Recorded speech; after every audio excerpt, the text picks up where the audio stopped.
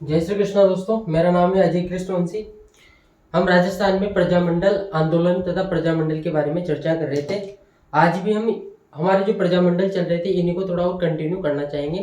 3-4 प्रजामंडल की आज हम बात करना चाहेंगे। तो बिना टाइम वेस्ट के प्रारंभ करते हैं। पहला है दोस्तों, आज हमारा चर्चा का पहला विषय है करौली प्रजामंडल। उम्मीद करता हूँ आप सभी अच्छे से होंगे और मेरी वही लाइन आगे वाली कि राजस्थान के जितने भी कॉम्पिटिटिव एग्जाम आ रहे हैं आने वाले समय में, बहुत सारी भर्तियां आ रही है, तो आप उनकी गंभीरता से और ईमानदारी पूर्वक तैयारी कर रहे होंगे। करौली प्रजामंडल की बात करते हैं दोस्तों। करौली प्रजामंडल की स्थापना होती है 1938 में। करौली प्रजामंडल की स्थापना होती है दोस्तों 1938 में। किसके द्वारा होती है? त्रिलोकचंद माथुर। त्रिलोकचंद माथुर,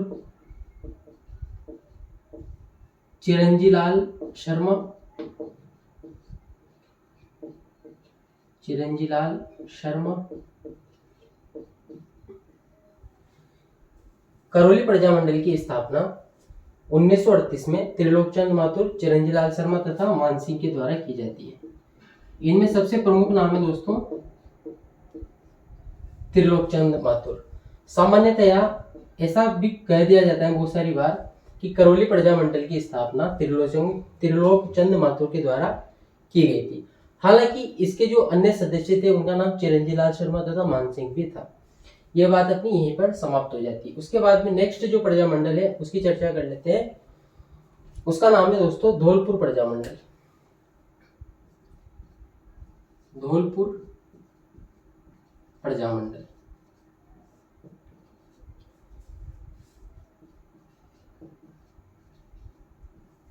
कब होती है स्थापना?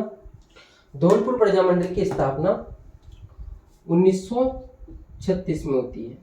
हालांकि बहुत सारी जगह, कुछ जगह पर धौलपुर प्रजामंडल के बारे में ऐसा भी लिखा गया है कि धौलपुर प्रजामंडल की स्थापना 1938 में होती है, लेकिन हिंदी ग्रंथ अकादमी तथा माध्यमिक शिक्षा बोर्ड अजमेर की जो किताब है उसमें ऐसा लिखा गया है कि धौलपुर प्रजामंडल की स्थापना 1936 में होती है। किसके द्वारा की जाती है?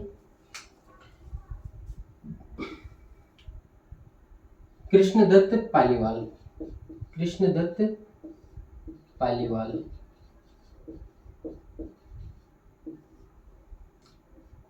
कृष्णदत्त पालीवाल, मूलचंद, ज्वाला प्रसाद और जोरीलाल।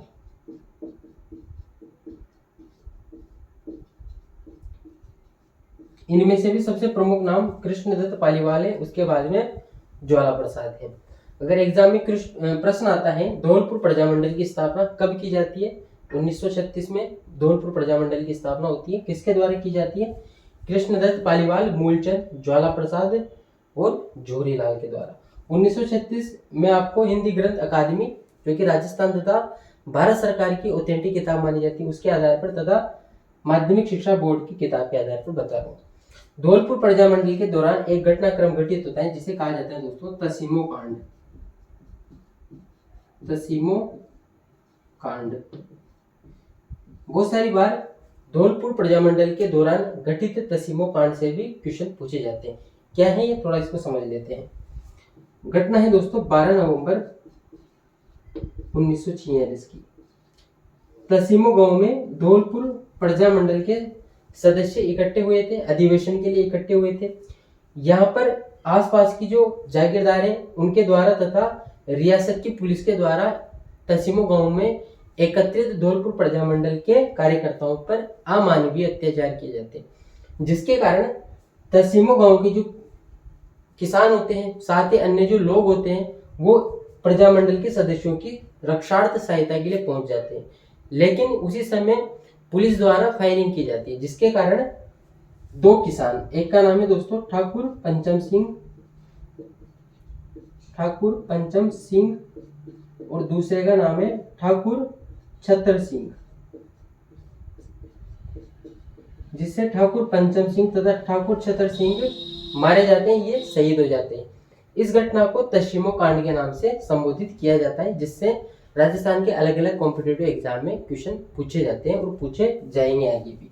क्या है तस्सीमो कांड? 12 नवंबर 1946 की घटना है, तस्सीमो गांव की घटना है। ठाकुर पंचम सिंह और ठाकुर छतर सिंह किसान मारे जाते हैं। प्रजामंडल के अधिवेशन में पुलिस द्वारा फायरिंग की जाती है, रियासती पुलिस के द्वारा फायरिंग की जाती है और इसी घटना को तस्सीमो कांड की संज्ञा दी जाती है। उसके बाद में हम चर्चा करना चाहते हैं दोस्तों कोटा प्रजामंडल के बारे में। कोटा प्रजामंडल के बारे में राजस्थान में प्रजामंडल आंदोलनों का क्या उद्देश्य था, इसकी चर्चा हम पहले भी कर चुके हैं, लेकिन अगर एक बार फिर जिक्र करें तो लोकतांत्रिक तथा उत्तरदायी शासन की स्थापना के लिए जो आंदोलन घटित हुए स्थानीय जन नेताओं द्वारा, उन्हें ही क्या कह दिया जाता है? प्रजामंडल आंदोलन कह दिया जाता है, जिनका विशेष महत्व है। इसके बाद में दोस्तों हम चर्चा कर लेते हैं कोटा प्रजामंडल की। एक चीज का जिक्र मिलता है कि हाड़ौती प्रजामंडल की स्थापना पंडित नेनूराम शर्मा के द्वारा की गई। हिंदी ग्रंथ अकादमी में हाड़ौती प्रजामंडल की स्थापना का जो सन दे रखा है वो 1926 दे रखा है, जबकि माध्यमिक शिक्षा बोर्ड की किताब में हाड़ौती प्रजामंडल की स्थापना का वर्ष दे रखा है 1934।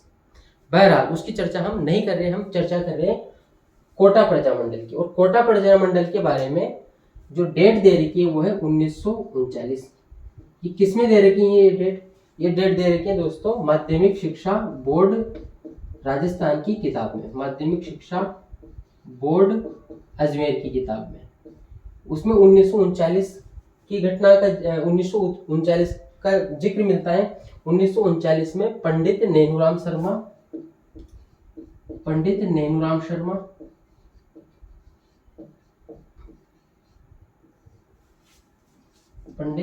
शर्मा तथा पंडित अबिन हरी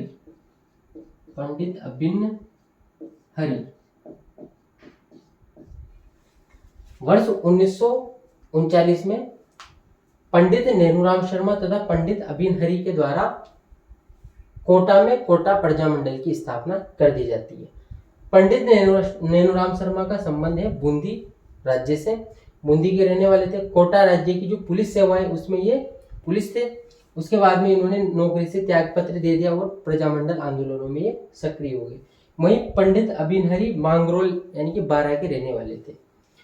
पंडित नेनूराम शर्मा गांव जा रहे थे, 1941 की घटना का जिक्र मिलता है। 1941 के दरमियान ये गांव जा रहे थे। तब गांव में जाते समय अज्ञात लोगों द्वारा हमला करने के कारण पंडित नेनूराम शर्मा की हत्या कर दी जाती है अज्ञात लोगों द्वारा वर्ष 1941 में।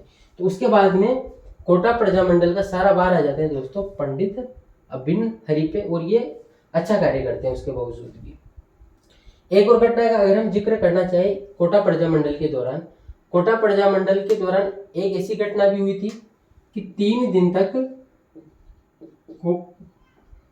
दिन तक कोतवाली इलाके पर वहां के जो आम नागरिक हैं साथ ही प्रजामंडल के कार्यकर्ताओं का कब्जा रहा था 3 दिन तक कोतवाली क्षेत्र में, कोटा के कोतवाली क्षेत्र में। और उन्होंने वहां पर बड़े धूमधाम से तिरंगा झंडा भी फहराया था।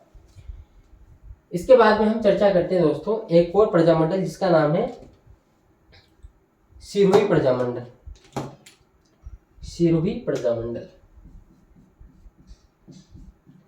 हालांकि हिंदी ग्रंथ अकादमी तथा माध्यमिक शिक्षा बोर्ड अजमेर की किताब में सिरोही प्रजामंडल का संस्थापना वर्ष नहीं दे रखा है, लेकिन जितनी जानकारी मेरे पास है उसके अनुसार मैं आपको बता देता हूँ।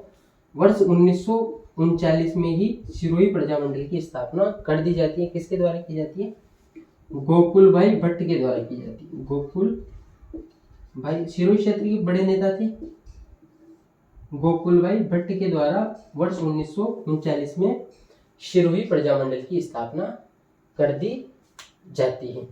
तो दोस्तों आज हमने चर्चा की है राजस्थान में प्रजामंडल के बारे में। हमने आज मुख्य तौर पर 4 प्रजामंडल कवर किए।